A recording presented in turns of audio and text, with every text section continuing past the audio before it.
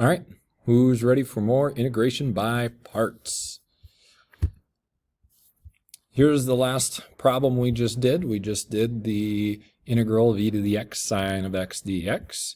Ended up with a neat opportunity for us to actually add like terms with integrals and divide by 2.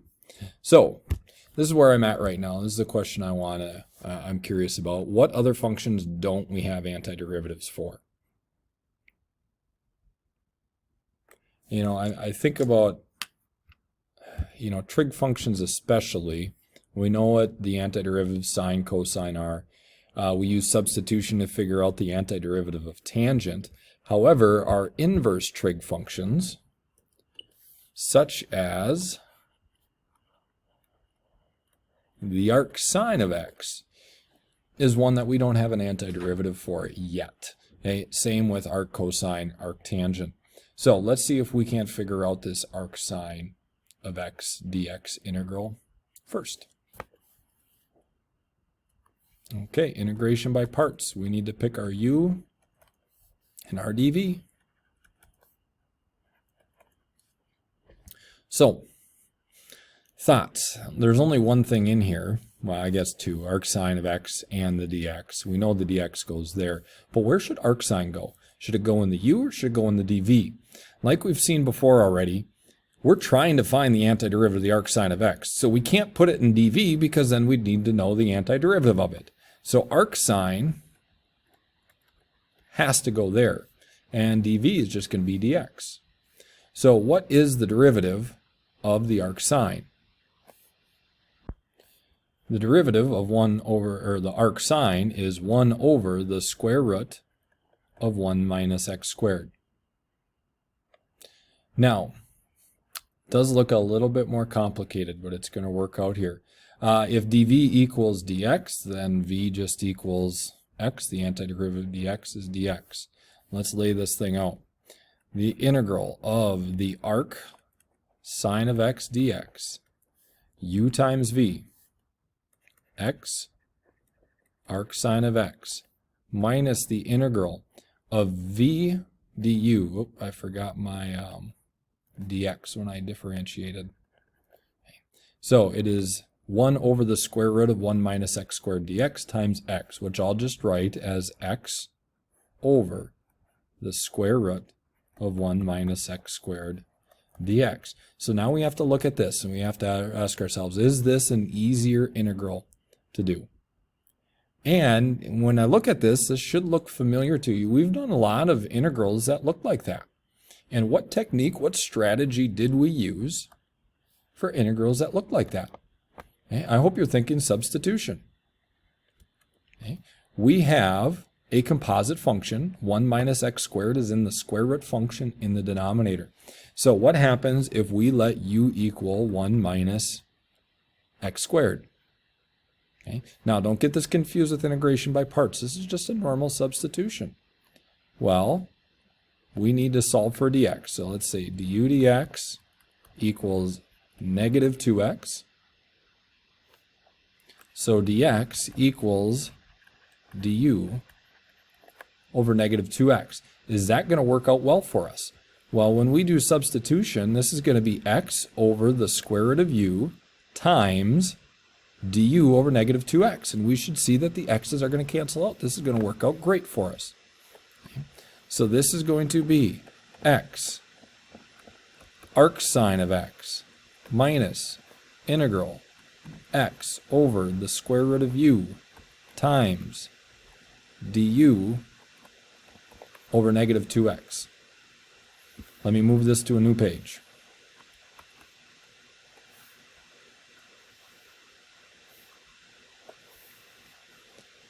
So we have x arc sine of x. I'm going to take this negative, move it out front. That's going to become a plus.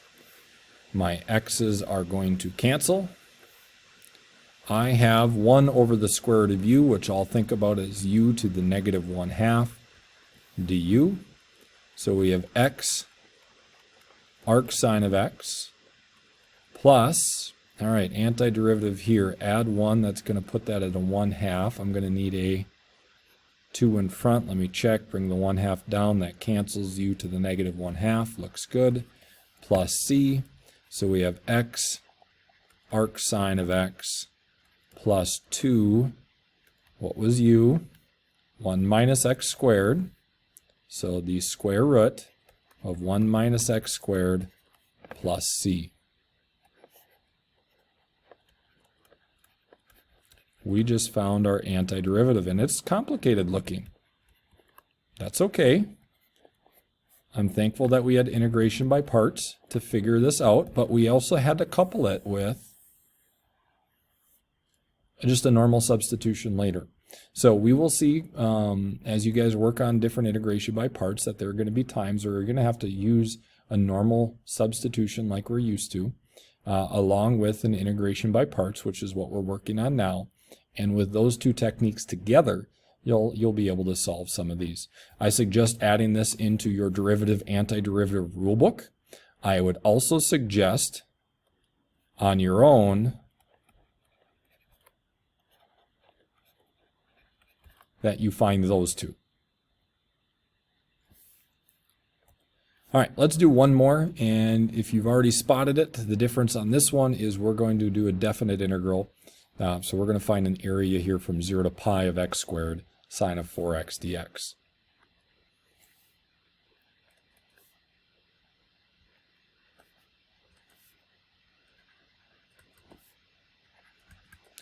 All right, decision time. Now, what am I going to do here? I'm thinking I like the derivative of x squared a little bit better than its antiderivative. I know that the sine, that's not too big of a deal to differentiate or integrate. They're going to be a cosine either way. So let's try this. Let's try an x squared there, and let's try a sine of 4x dx there. Our du is going to be 2x dx. Our v, okay, so the antiderivative of sine is negative cosine, so I'm going to be tempted to do that. Now if I were to check this though, the derivative of the negative cosine of 4x, we'd have to use the chain rule, wouldn't we? And the derivative of the inside is a 4. And I don't want a 4 in front. So I'm going to make this a negative 1/4 cosine of 4x. Let me just do a little double check on that one over here. Leave the negative 1/4 in front. The derivative of cosine is negative sine. The derivative of the outside at the inside, it'd be sine of 4x, times the derivative of the inside, which is 4. Those cancel, the negatives cancel, we're back to the sine of 4x, so that does look good. All right. The integral 0 to pi x squared sine of 4x dx equals u times v. I'll write that as negative 1/4 x squared cosine of 4x minus the integral of v du. That's going to end up that 2 times a negative 1/4 is going to be a negative 1/2 x cosine of 4x dx. Okay. Now, what about my bounds here? Are my bounds 0 to pi? In the past, we've sometimes changed bounds when we've done substitutions. However, what variable are these bounds for?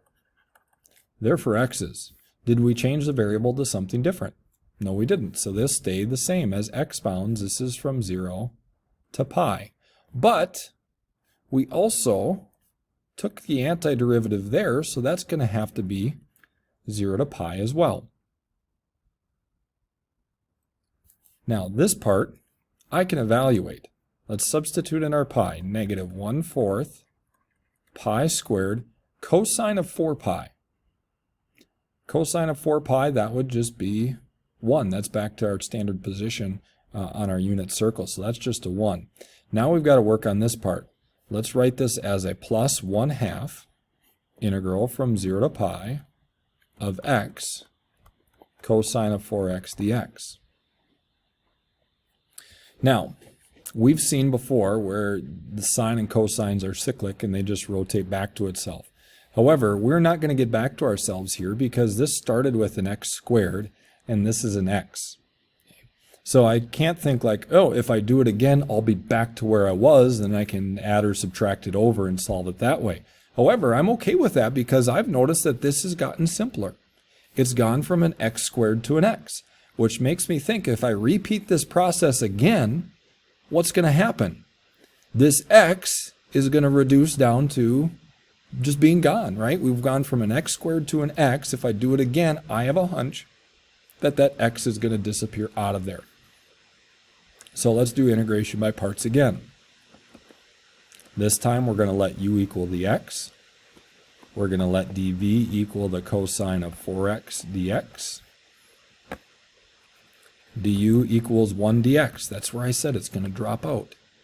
Our v, antiderivative of cosine of 4x, would be 1/4 the sine of 4x. Again, I need the 1/4 in front because the derivative of the inside is 4 and I need that to cancel. So, let's see if I have enough room to sneak this in. I think I do. We are now at negative 1/4 pi squared plus 1/2 times this integral. Now this integral is going to be the integration by parts now. So we have u times v, so 1/4 x sine of 4x.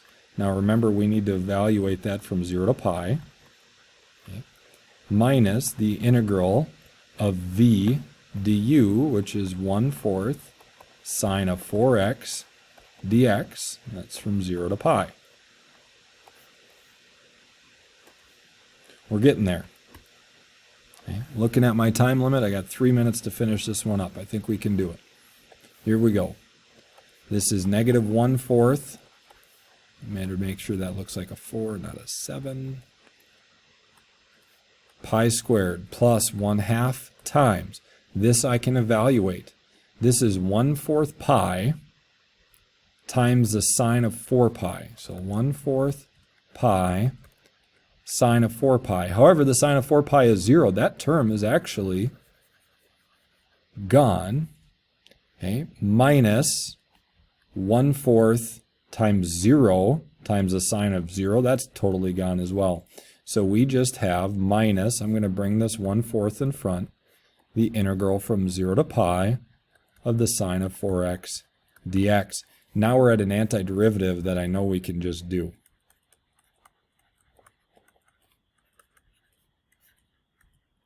And see, I guess I don't need that parenthesis anymore. This is going to be a minus 1/8 times antiderivative of sine of 4x is negative 1/4 cosine of 4x from 0 to pi.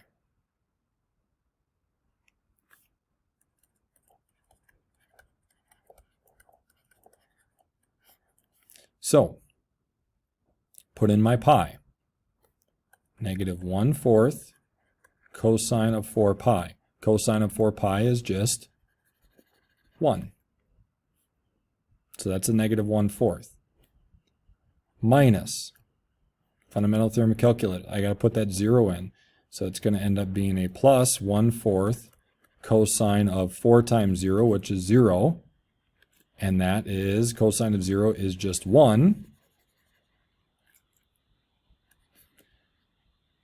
Well, 1/4 plus 1/4 is 0.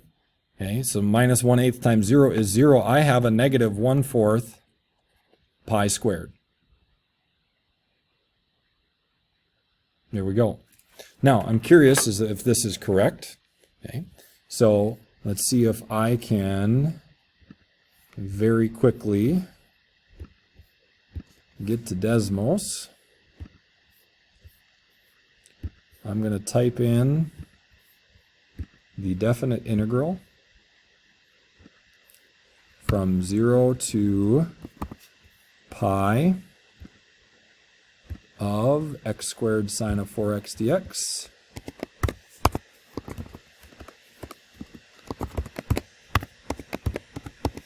I have that. Our answer was what? Negative 1/4 pi squared. There we go. And our video